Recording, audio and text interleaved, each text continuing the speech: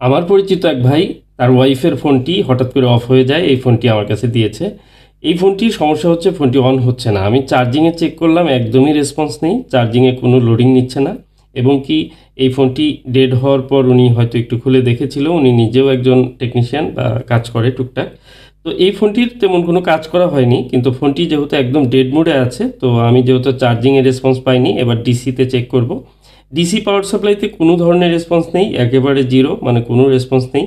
তো এই ধরনের সমস্যা দেখা যায় যে আমাদের কনফিউশন দূর করার জন্য বিভিন্ন কেবলের মাধ্যমে বা ডিসি পাওয়ার সাপ্লাই চেক করে বারবার চেক করতে হয়। কারণ অনেক সময় আছে যে এরকম ছোটোখাটো প্রবলেম হয়ে থাকে যে কেবল খুলে আছে বা কোনো সমস্যা হয়ে আছে, কিন্তু আমরা ননসেন্স পাচ্ছি।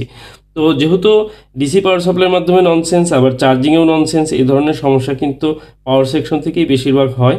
তারপরে এই ফোনটি হচ্ছে SM7325 একটি আইসি, যে 5G প্রসেসরটি। আর এই প্রসেসর কিন্তু MI11 লাইটেও ব্যবহার করা হয়েছে, আরও অনেক মডেলে ব্যবহার করা হয়েছে। তো এই প্রসেসর থেকে একদমই ননসেন্স হয়ে যাওয়ার হিস্টোরি কিন্তু আমি এর আগে পেয়েছি। সেটি যদি আইসি শর্ট হয়ে যায় বা কোনো ধরনের আইসি ড্যামেজ হয়ে যায়, কিন্তু এই ফোনটিতে কোনো কাজ করা হয়নি, যে কারণে আমি খুব কনফিউশনে আছি যে আসলে শুরু করব কোথা থেকে।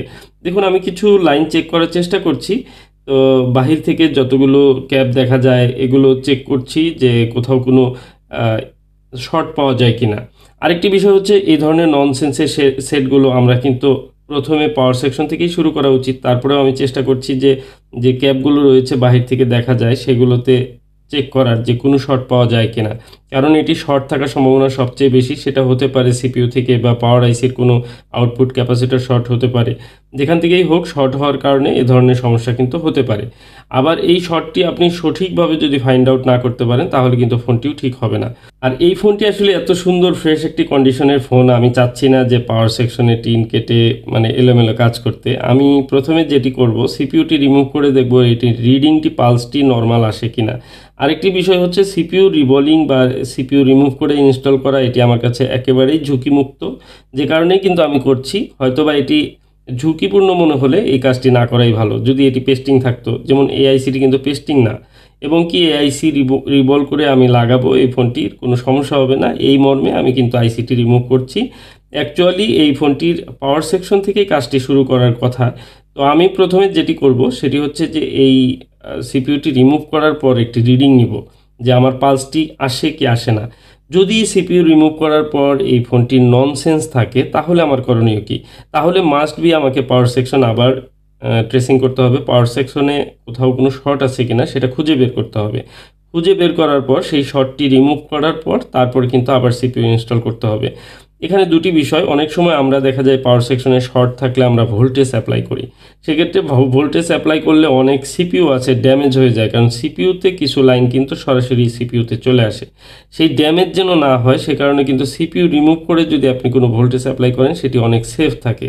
1 নাম্বার। 2 নাম্বার হচ্ছে যে অনেক সময় কিন্তু অনেক সিপিইউ শর্ট থাকে। সিপিইউ নিজে যদি শর্ট থাকে, তাহলে কিন্তু পাওয়ার সাপ্লাই ঠিকমতো পাওয়ার সাপ্লাই করবে না। মানে হচ্ছে শর্ট থাকার কারণে পাওয়ার সাপ্লাই থেকে, পাওয়ার আইসি থেকে ভোল্টেজগুলো সাপ্লাই করবে না। যে কোর ভোল্টেজগুলো বা বাক ভোল্টেজগুলো, এগুলো শর্ট থাকলে এরকম প্রবলেম হতে পারে। সেক্ষেত্রে আমরা গোড়ায় চলে যাব, আমরা পাওয়ার আইসি থেকে পাওয়ার সেকশন সম্পূর্ণ ওকে করব আগে। তো যাই হোক, আমি প্রথমে যেটি করলাম, মাদারবোর্ডটি ক্লিন করে নিলাম এবং প্রসেসরটিও আমি ক্লিন করে নেব। এরপর আমরা কিন্তু চেক করব যে এটি রিডিং স্বাভাবিক আছে কিনা। কারণ আইসি খোলা অবস্থায় কিন্তু আমার একটি রিডিং চেক করতে হবে, যে রিডিংটি সেটি হচ্ছে যে এই ফোনের যে পাওয়ার সাপ্লাই সেটি ঠিক আছে কিনা সেটি বোঝার জন্য একটি রিডিং নিতে হবে। এরপর কিন্তু আমরা পরবর্তী স্টেপে আগাবো। তো যাই হোক, আমি সিপিইউর কাজটি মানে সিপিইউটি রিমুভ করলাম, যেহেতু এটি রিবলিং তো অবশ্যই করতে হবে। রিবলিং করে ইনস্টল করে তারপরে কিন্তু কাজ হোক বা না হোক সেই বিষয়টি আমার আগাতে হবে। আমি সুন্দর করে আইসিটি ক্লিন করে নিয়েছি। এবার আমি যেটি করব, মাদারবোর্ডটি আগে চেক করে নেব। কারণ সিপিইউ রিবলিংয়ের চেয়ে গুরুত্বপূর্ণ এটি যে আমার পাওয়ার সাপ্লাই ওকে করা, পাওয়ার সেকশনটি ওকে করা। তো আমি এখন দেখতে পাচ্ছি এই ব্যাটারি কিন্তু কানেক্টর কিন্তু এখানে দুটি থাকে।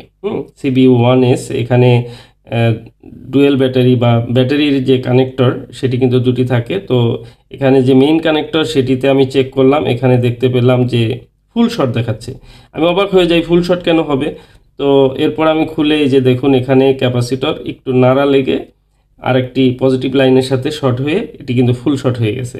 এটি কিন্তু আমি যদি বুঝতে না পারতাম, এই ফোনটিতে যতই কাজ করি আমার ফুল শর্ট, তখন কিন্তু আরও মাথা নষ্ট হয়, ননসেন্স থাকবে, না হয় নর্মাল একটি সেন্স আসবে সিপিইউ না থাকলে যেরকম থাকে, কিন্তু আসলে দেখতে পাচ্ছি ফুল শর্ট। যা হোক, পরে এই শর্টটি সারানোর পর এখন কিন্তু ডিসি পাওয়ার সাপ্লাইতে ননসেন্স, মানে আগের মতো কোনো সেন্স নাই। তো এবার কিন্তু আমি আসলে হতাশ হলাম, মানে চেষ্টা করেছিলাম যে এই সাইড থেকে কাটাকাটি করব না পাওয়ার সেকশনে। আসলে আমার এখন টিন কাটতে খারাপ লাগে, একটি ফোনকে এলোমেলো কাজ না করে সঠিকভাবে করাই উচিত। কিন্তু দুর্ভাগ্য যে এই ফোনটি আসলে পাওয়ার সেকশনেই প্রবলেম মনে হচ্ছে, পাওয়ার আইসির কোনো লাইন শর্ট আছে। কিন্তু তার আগে আমি সিপিইউটি রিভলভ করে রাখবো। আর এখানে আমি সিপিইউ রিবোলিং করব। সিপিইউ রিবোলিং করে আমি আগেই লাগাবো না, আগে পাওয়ার সেকশন কমপ্লিট করব। আসলে একটা কাজে ভুল ট্র্যাকে যাওয়ার আগে সেটিকে বুঝে বুঝে কাজ করতে হয়, কারণ অনেক সময় আমরা পিছনের দিকে অনেক ভুল রেখে আসি, সামনে গিয়ে কিন্তু রাস্তা বন্ধ হয়ে যায়। আমাদেরকে প্রতিনিয়তই চিন্তা করতে হবে যে কাজটি করব সেটি যেন ভুল না হয় এবং কি প্রতি মুহূর্তে কোনো ভুল হলে তাৎক্ষণিক সেটি সমাধান করে নিয়ে তারপর সামনে আগাতে হবে, তাহলে সেই কাজটি হয়তো সাকসেসফুলি করা সম্ভব হবে। তো আমি এখন যেটি করছি যে সিপিইউটি আমি রিভলভ করছি। আমার এই সিপিইউটি রিভলভ করে আমি রেখে দেব। দেখুন খুব সুন্দর করে সিপিইউ রিভলভ হয়ে গেছে। এবার একটু চাইনিজ স্টাইলে পেস্ট লাগিয়ে নিব এবং কি সেটিকে শোল্ডারিং করে নেব প্রতিটি বল। তো খুব সুন্দর করে বল হয়েছে, দেখুন এক চান্সেই বল হয়ে গেছে। এটি আমি এখন রেখে দিব, আগেই লাগাবো না। আর মাদারবোর্ডটি অলরেডি তো ক্লিন করাই আছে। তো আমাদের এখানে সমস্যা হচ্ছে বারবার বিদ্যুৎ যাচ্ছে আসছে এরকম করছে, কাজে অনেক সমস্যা হচ্ছে। তো এবার পাওয়ার সেকশনের যে আইসিগুলো সেগুলো চেক করার জন্য আমাকে অবশ্যই এখানে টিন কাটতে হবে। তো আমি একটু উপর থেকে এই কপারের পেপারটি খুলে নেব এবং কি কিছু লাইন চেক করে তারপর প্রয়োজন হলে টিনটি কেটে তারপর কিন্তু আইসির যে আউটপুট লাইনগুলো সেগুলো চেক করতে হবে। আউটপুট ইনপুট বিভিন্ন ভোল্টেজের লাইনগুলো শর্ট হয়। আরেকটি ইনফরমেশন সেটি হচ্ছে এই CB1S এর ডায়াগ্রামও কিন্তু অ্যাভেলেবল নাই। এ ধরনের আসলে ফোনগুলো দেখা যায় যে অনেক সময় ডায়াগ্রাম না থাকলে আমরা কাজ করতে আমাদের একটু সমস্যা হয় বা একটু সময় বেশি লাগে, মিলিয়ে কাজ করতে হয়, বুঝে বুঝে কাজ করতে হয়। ডায়াগ্রাম থাকলে খুব সহজে সেই কাজটিকে হয়তো করা যায়। তো এখানে যে আইসিগুলো ব্যবহার করা হয়েছে দেখুন, এখন তো আসলে চিপ যে চিপের উপরে আসলে পাওয়ার সেকশনের আইসিগুলো ব্যবহার করা হয়। আপনি এটি হচ্ছে 7325-এর যে সিপিইউটি SM7325, আর এই সিপিইউর সাথে পাওয়ার আইসি ব্যবহার করা হয়েছে PM7350C। তো এ ধরনের যে আইসিগুলো এগুলো মোটামুটি লেটেস্ট যে আইসিগুলো এগুলোর কাজ কিন্তু একটু ব্যতিক্রম, কারণ সাধারণ যে আইসিগুলো বা আমরা আগে দেখেছি 6150, 7150, 8150 এই ধরনের আইসিগুলো এগুলো একটু ব্যতিক্রম। মানে এক একটি সিপিইউর উপরে নির্ভর করে সেই পাওয়ার সেকশনের আইসিগুলো কিন্তু সিলেক্ট করা হয় মাদারবোর্ডে এবং কি সেটার উপরে তার যে সেন্স, তার যে তৈরি করে আপনার সিকোয়েন্স তৈরি করে সেটি কিন্তু সেই আইসির উপরে এবং সিপিইউর উপরে নির্ভর করে।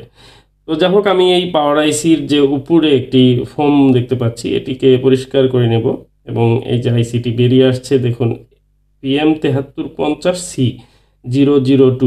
তো এই আইসি এটি মূলত একটি পাওয়ার আইসি। এখান থেকে আমাদের যে ভোল্টেজগুলো যেগুলো আপ হয়েছে দেখুন, এই যে প্রথমে ধরতেই আমি একটা শর্ট পেয়েছি, আরও দেখি এই যে বাম পাশে সবগুলো ক্যাপাসিটর শর্ট।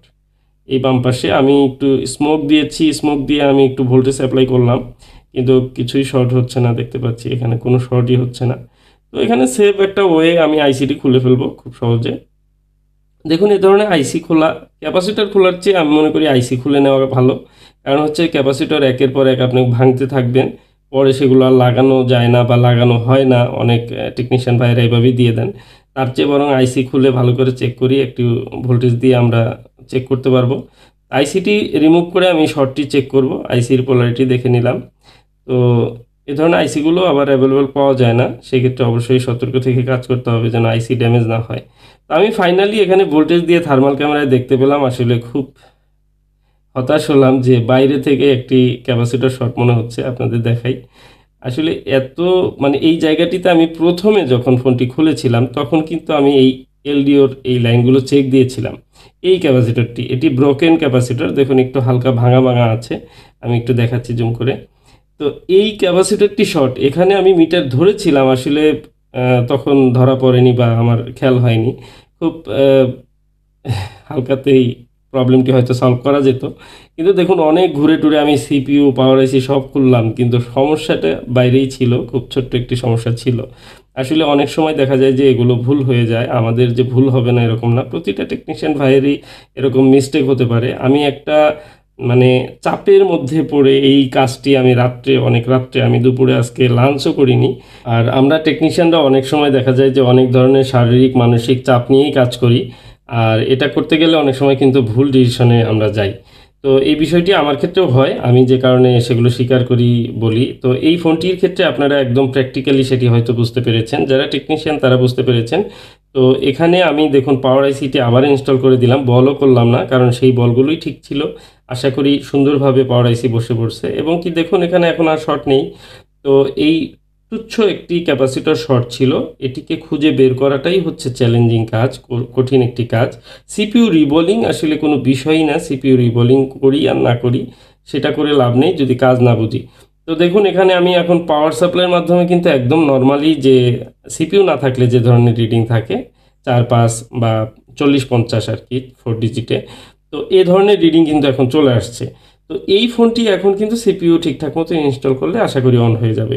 তো অনেক কাজ করেছি, অনেক সময় দিয়েছি, বাট ফোনটি কিন্তু কমপ্লিট হতে হবে, বা ফোনটি কমপ্লিট হলে ভালো লাগবে নিজের কাছে, এটি হচ্ছে বড় বিষয়। আমরা পিছন থেকে যে কাজই করি না কেন, আমরা যদি রেজাল্ট ভালো আসে তাহলে নিজের কাছে ভালো লাগে, আর রেজাল্ট খারাপ আসলে সেখানে অবশ্যই নিজের কাছে খারাপ লাগে।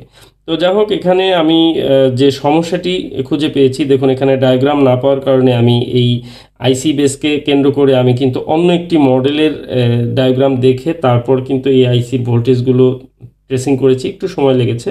তো এখানে বিওবি যে ভোল্টেজ, ভিরেজ ভোল্টেজ, এটি ম্যাক্সিমাম দেখা যায় যে এই 7350 সি এই আইসিতে শর্ট হয়ে যায়, আপনাদের ইনফরমেশন দিয়ে রাখলাম। এর আগে আমি অনেকগুলো কাজ করেছি, বাট এই ফোনটিতে আমি আগের থেকে যদি এটা খেয়াল করতাম যে এই আইসিটি এটাই ব্যবহার করা হয়েছে, তাহলে হয়তো আমি সরাসরি পাওয়ার আইসিতেই চলে যেতাম। তো যাই হোক, যেটাই হোক না কেন, আর এই আইসি নিজে কিন্তু শর্ট হয়, এই আইসি নিজে শর্ট হয়ে পুড়ে যায় ভিতরে। এই প্রবলেম কিন্তু এর আগেও আমি পেয়েছি। আর আজকের যে বিষয়টি, এই ফোনটি কোনো না কোনো কারণে হয়তো কোনো আঘাত লেগে কোনোভাবে ওই ক্যাপাসিটরটি ক্র্যাক হয়ে গিয়েছিল। তো ভেঙে যাওয়ার কারণে বা চাপ লাগার কারণে ওই ক্যাপাসিটরটি শর্ট হয়ে গেছে, শর্ট হয়ে যাওয়ার কারণে ফোনটি ডেড হয়ে যায়। এবং টোটালি কিন্তু ননসেন্স, কোনো ধরনের ডিসিতে রিডিং নেই, চার্জিংয়ে কোনো রেসপন্স নেই, এ ধরনের ইনটেক ফোন মানে হুট করে ইউজ করছেন, হুট করে বন্ধ হয়ে যায়, এই বন্ধ হয়ে যাওয়ার পর আর অন হয়নি। এই হচ্ছে এই ফোনের হিস্টোরি ছিল। তো আমি অলমোস্ট এতে মানে সিপিইউ পাওয়ার আইসি সব খুলে আবার লাগিয়ে নিলাম। তো এবার ফোনটি অন হবে কিনা আপনাদের কি মনে হয়? যদি ফোনটি অন হয়ে যায় এক চান্সে, তাহলে আপনাদের কাছে একটি অনুরোধ, আপনারা লাইক করবেন। লাইকটি দিয়ে আপনার সুন্দর একটি মতামত দিয়ে যাবেন, কারণ অনেক রাত্রি করে এই কাজটি করে তারপর আবার ভিডিও করে সেটি আপলোড করা, এই যে ইচ্ছাটা, এটি কিন্তু অনেক কঠিন একটি বিষয়। আসলে টেকনিশিয়ানরা অনেক সময় অনেক চাপে থাকে, আমরাও চাপে থাকি, এটা যারা টেকনিশিয়ান তারাই বুঝেন। তো এরপরে আবার সেগুলোকে ভিডিও ধারণ করে আপনাদের সামনে নিয়ে আসা, এবং এই যে এই ধরনের কাজগুলো, এই ঝামেলার কাজগুলো বা একের পর এক এই কাজগুলো, এগুলো কিন্তু প্রতিনিয়ত আমাদের করতে হয়। চ্যালেঞ্জিং যে কাজগুলো থাকে সেগুলো করতে হয়, বা অনেক সেট হচ্ছে কি হচ্ছে না। দেখুন আমি চার্জে লাগিয়েছি কিন্তু রিডিং নেই, কী ব্যাপার? তো চার্জার ভালো করে লাগাতে হবে। দেখুন এই চার্জার খোলা ছিল। তো যাই হোক, আলহামদুলিল্লাহ ফোন লোগো চলে আসছে। আসলে প্র্যাকটিক্যালি কাজ করা এবং সেটার যে বাস্তবতা সেটা তুলে ধরা, এটির মধ্যেও একটা মজা আছে, এবং কি এই যে কাজগুলো করি এই কাজগুলোর মধ্যেও কিন্তু একটি মজা আছে। মানে খাবার না খেলেও এই কাজগুলোতে যখন সাকসেস হই তখন আসলে নিজের কাছে ভালো লাগে।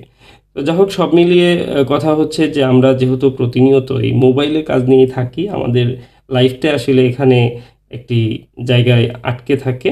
আমরা প্রতিনিয়ত মানুষের সেবায় চেষ্টা করি, যে মানুষের যে শখের ফোনগুলো সেগুলো রিপেয়ার করার।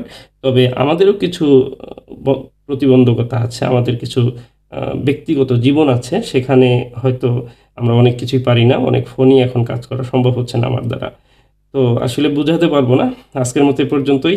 আসসালামু আলাইকুম রহমতুল্লাহ।